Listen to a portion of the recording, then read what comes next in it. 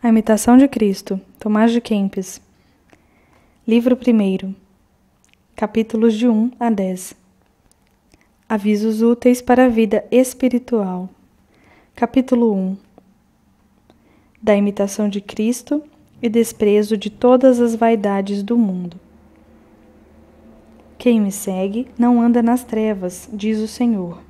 São estas as palavras de Cristo, pelas quais somos advertidos que imitemos sua vida e seus costumes, se verdadeiramente queremos ser iluminados e livres de toda cegueira de coração. Seja, pois, o nosso principal empenho meditar sobre a vida de Jesus Cristo. A doutrina de Cristo é mais excelente que a de todos os santos, e quem tiver seu espírito encontrará nela um maná escondido.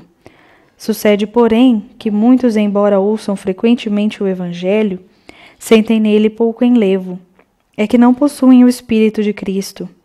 Quem quiser compreender e saborear plenamente as palavras de Cristo, é-lhe preciso que procure conformar a dele toda a sua vida. Que te aproveita discutir sabiamente sobre a Santíssima Trindade, se não és humilde, desagradando assim a essa mesma Trindade? Na verdade, não são palavras elevadas que fazem o homem justo, mas é a vida virtuosa que torna agradável a Deus. Prefiro sentir a contrição dentro da minha alma a saber defini-la. Se soubesse de cor toda a Bíblia e as sentenças de todos os filósofos, de que te serviria tudo isso sem a caridade e a graça de Deus? Vaidade das vaidades, e tudo é vaidade, se não amar a Deus e só a Ele servir. A suprema sabedoria é esta: pelo desprezo do mundo, tender o reino dos céus. Vaidade é, pois, buscar riquezas perecedoras e confiar nelas. Vaidade é também ambicionar honras e desejar a posição elevada. Vaidade é seguir os apetites da carne e desejar tudo aquilo pelo que depois serás gravemente castigado. Vaidade é desejar longa vida e, entretanto, descuidar-se de que seja boa. Vaidade é só atender à vida presente sem providenciar para a futura. Vaidade é amar o que passa tão rapidamente e não buscar pressuroso a felicidade que sempre dura. Lembra-te a miúdo do provérbio: os olhos não se fartam de ver, nem os ouvidos de ouvir. Portanto, procura desapegar teu coração do amor às coisas visíveis e afeiçoá-lo às invisíveis, pois aqueles que satisfazem seus apetites sensuais mancham a consciência e perdem a graça de Deus. Capítulo 2. Do humilde sentir-se de si mesmo. Todo homem tem desejo natural de saber, mas que aproveitará a ciência sem o temor de Deus. Melhor é, por certo, o humilde camponês que serve a Deus, do que o filósofo soberbo que observa os custos dos astros, mas se descuida de si mesmo. Aquele que se conhece bem se despreza e não se compraz em humanos louvores. Se eu soubesse quanto há no mundo, porém me faltasse a caridade, de que me serviria isso perante Deus, que me há de julgar segundo as minhas obras? Renuncia ao desordenado desejo de saber, porque nele há muita distração e ilusão. Os letrados gostam de ser vistos e tidos por sábios. Muitas coisas há cujo conhecimento pouco ou nada aproveita a alma. E muito insensato é quem de outras coisas se ocupa e não das que tocam a sua salvação. As muitas palavras não satisfazem a alma, mas uma palavra boa refrigera o espírito e uma consciência pura inspira grande confiança em Deus. Quanto mais e melhor souberes, tanto mais rigorosamente será julgado, se com isso não viveres mais santamente. Não te desvaneça, pois, com qualquer arte ou conhecimento que recebeste. Se te parece que sabes e entende bem muitas coisas, lembra-te que é muito mais o que ignoras. Não te presumas de alta sabedoria, antes confessa a tua ignorância. Como tu queres a alguém te preferir, quando se acham muito mais doutos do que tu e mais versados na lei? Se queres saber e aprender coisa útil, deseja ser desconhecido e tido por nada.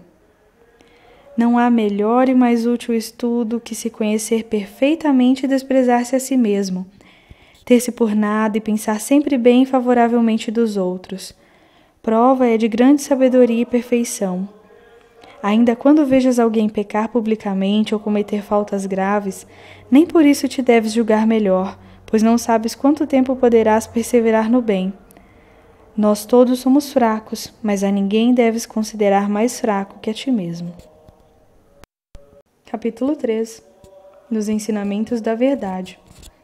Bem-aventurado aquele a quem a verdade por si mesma ensina, não por figuras e vozes que passam, mas como em si é. Nossa opinião e nossos juízos muitas vezes nos enganam e pouco alcançam. De que serve a sutil especulação sobre questões misteriosas e obscuras, de cuja ignorância não seremos julgados? Grande loucura é descurarmos as coisas úteis e necessárias, entregando-nos com avidez às curiosas e nocivas. Temos olhos para não ver. Que se nos dá dos gêneros e das espécies dos filósofos. Aquele a quem fala o Verbo eterno se desembaraça de muitas questões. Desse Verbo único procedem todas as coisas e todas o proclamam, e esse é o princípio que também nos fala. Sem ele não há entendimento nem reto juízo. Quem acha tudo neste único, e tudo a ele refere, e nele tudo vê, poderá ter o coração firme e permanecer em paz com Deus. Ó Deus de verdade, fazei-me um convosco na eterna caridade. Enfastia-me muita vez ler e ouvir tantas coisas, pois em vós acho tudo quanto quero e desejo. Calem-se todos os doutores, emudeçam todas as criaturas em vossa presença. Falai-me vós só. Quanto mais recolhido for cada um e mais simples de coração, tanto mais sublimes coisas entenderá sem esforço, porque do alto recebe a luz da inteligência. O espírito puro, singelo e constante não se distrai no meio de múltiplas ocupações, porque faz tudo para a honra de Deus, sem buscar em coisa alguma o seu próprio interesse. Que mais te impede e perturba do que os afetos imortificados do teu coração? O homem bom e piedoso ordena primeiro no seu interior as obras exteriores. Nem estas o arrasam aos impulsos de alguma inclinação viciosa, senão que a submete ao arbítrio da reta razão. Que mais rude combate haverá do que procurar vencer-se a si mesmo? E este deveria ser o nosso empenho, vencermos-nos a nós mesmos. Tornamos-nos cada dia mais forte e progredimos no bem. Toda a perfeição nesta vida é mesclada de alguma imperfeição, e todas as nossas luzes são misturadas de sombras. O humilde conhecimento de ti mesmo é caminho mais certo para Deus que as profundas pesquisas da ciência. Não é reprovável a ciência ou qualquer outro conhecimento das coisas, pois é boa em si e ordenada por Deus. Sempre, porém, devemos preferir-lhe a boa consciência e a vida virtuosa. Muitos, porém, estudam mais para saber que para viver bem, por isso erram a miúdo e pouco ou nenhum fruto colhem.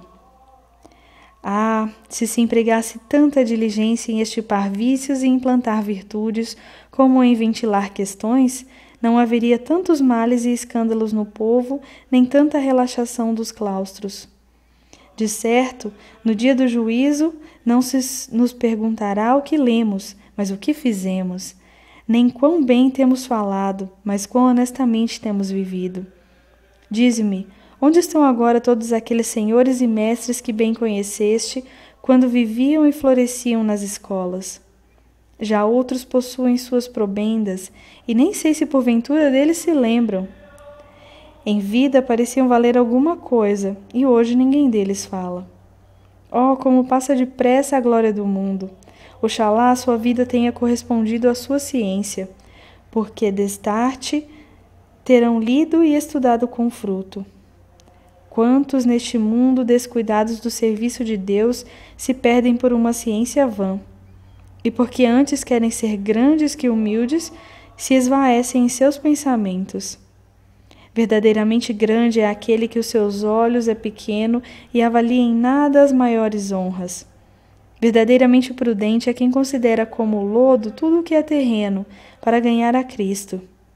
E verdadeiramente sábio é aquele que faz a vontade de Deus e renuncia à própria vontade. Capítulo 4. Da prudência nas ações. Não se há de dar crédito a toda palavra, nem a qualquer impressão, mas cautelosa e naturalmente se deve, diante de Deus, ponderar as coisas. Mas ai, que mais facilmente acreditamos e dizemos dos outros o mal que o bem. Tal é a nossa fraqueza. As almas perfeitas, porém, não creem levianamente em qualquer coisa que lhes conta, pois conhecem a fraqueza humana inclinada ao mal e fácil de pecar por palavras. Grande sabedoria é não ser precipitado nas ações, nem aferrado obstinamente à sua própria opinião. Sabedoria também não acreditar em tudo o que nos dizem, nem comunicar logo aos outros o que ouvimos ou suspeitamos. Toma conselho com um varão sábio e consciencioso, e procura antes ser instruído por outrem, melhor que tu, que seguir teu próprio parecer. A vida virtuosa faz o homem sábio diante de Deus e entendido em muitas coisas. Quanto mais humilde for cada um em si e mais sujeito a Deus, tanto mais prudente será e calmo em tudo. Capítulo 5. Da leitura das Sagradas Escrituras.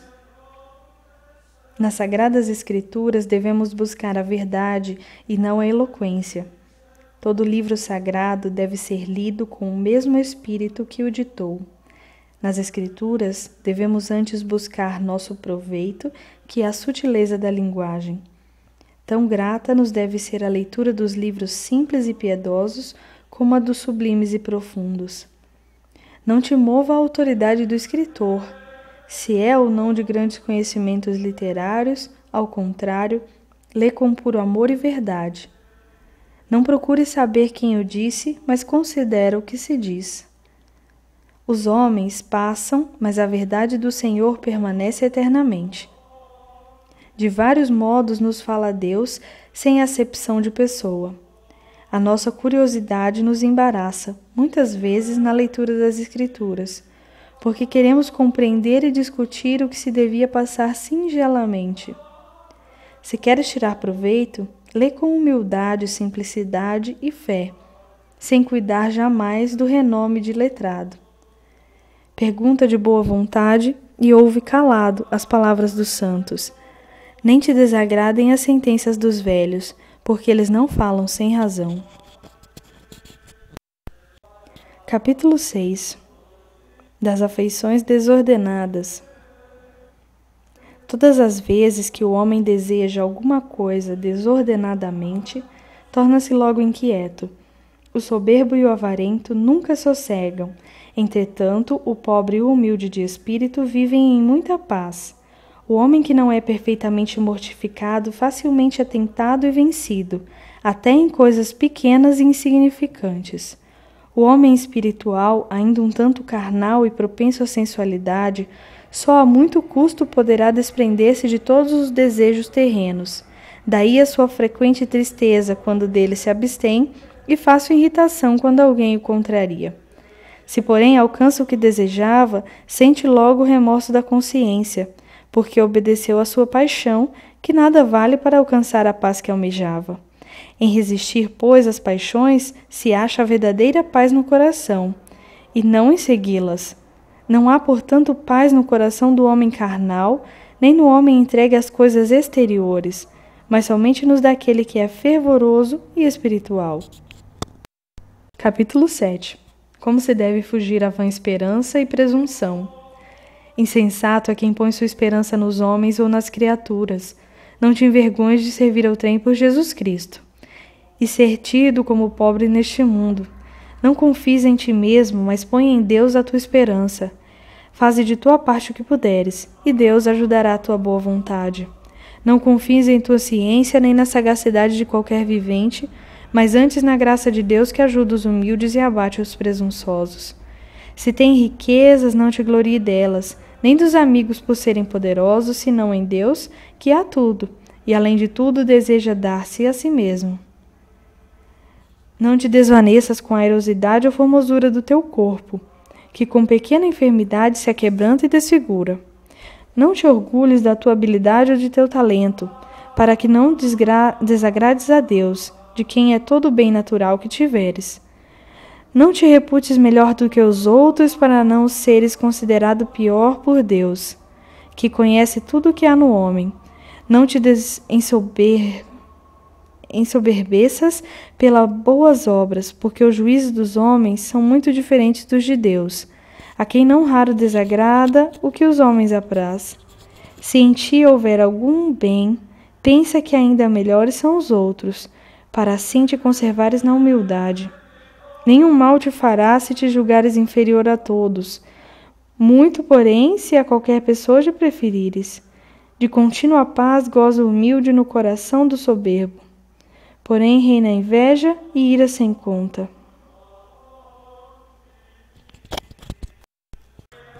Capítulo 8.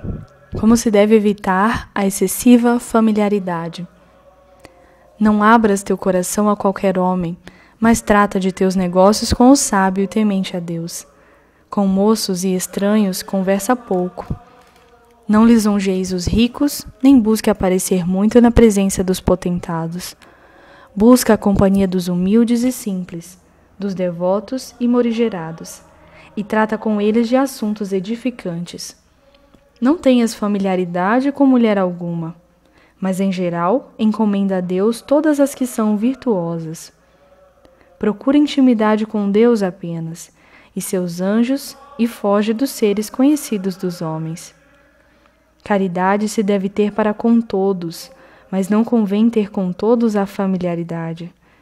Sucede frequentemente gozar de boa reputação pessoa desconhecida, que na sua presença desagrada aos olhos dos que a veem. Julgamos às vezes agradar aos outros com a nossa intimidade, mas antes os aborrecemos com os defeitos que em nós vão descobrindo. Capítulo 9. Da obediência e submissão. Grande coisa é viver na obediência sob a direção de um superior, e não dispor da própria vontade. Muito mais seguro é obedecer que mandar. Muitos obedecem mais por necessidade do que por amor. Por isso sofrem e facilmente murmuram.